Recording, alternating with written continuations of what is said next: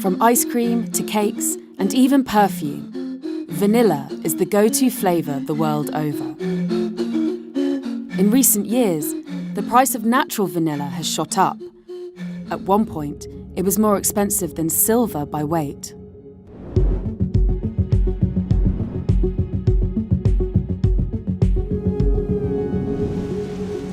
"80% of the world's vanilla is grown in the perfectly suited climate of the northeast region of Madagascar.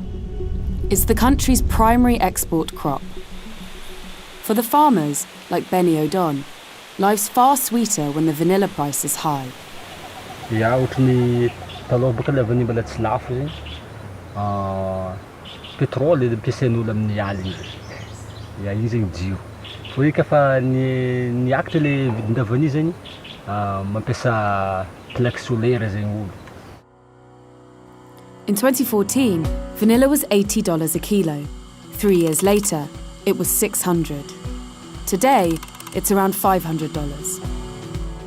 The price rise is due in part to global demand. The trend of eating naturally means that food companies have shunned synthetic flavouring in favour of the real deal. Benny and the other farmers are cashing in. Le olo zegny presque izy zegny efa maro amin'olo zegny navita tragno tsara. Ja, le zaza mba vao mpianatra lavitra ity. Ja, tsara le fiainany, tena tsara. But things can change very quickly. Price fluctuations affect producers of agricultural commodities everywhere, but vanilla is particularly volatile. In just a few weeks, the price can jump or plummet by over 20%. Tegna misy aloha satria raha tsy lafo ny la vanille zegny, tsisy raha azo atao ambanivolo aty. Liberalisation is one reason for such movements. The Malagasy government once regulated the vanilla industry and its price. But now the price is negotiated at the point of sale, which makes for a freer market, but a more volatile one. It's also a tiny industry.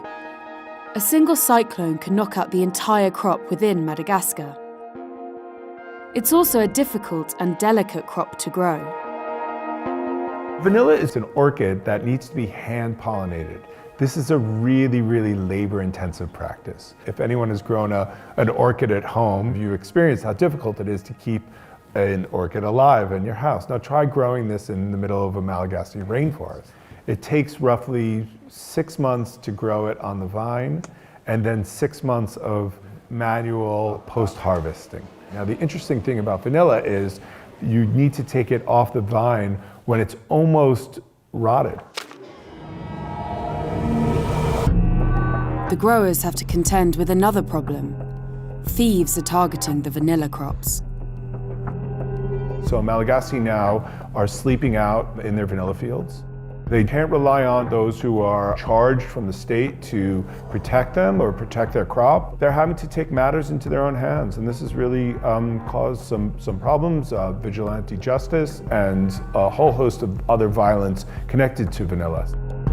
Some farmers have resorted to harvesting the beans before they're ripe. But this produces a poorer quality vanilla and ultimately pushes down the price. The combination of deteriorating quality and high prices is having an effect. The vanilla price bubble may burst. So if the price continues to stay high, there's a number of scenarios that play out. We can continue as we are now and have a relatively unstable market where farmers are growing vanilla under very, very distressful conditions of theft and violence. You could have the state and corporate sectors, theft and violence, try to re-regulate the market in some way that might stabilize prices and also quality. Or you might just have the market crash out. Big buyers that provide vanilla for the likes of Häagen-Dazs and Ben & Jerry's are now working directly with farmers in a bid to gain greater control over quality. Other companies have started to look elsewhere for their natural vanilla. Indonesia, Uganda, and even the Netherlands are growing the crop. For a century, Madagascar has enjoyed a near monopoly on vanilla, but this industry may be in line for a radical overhaul.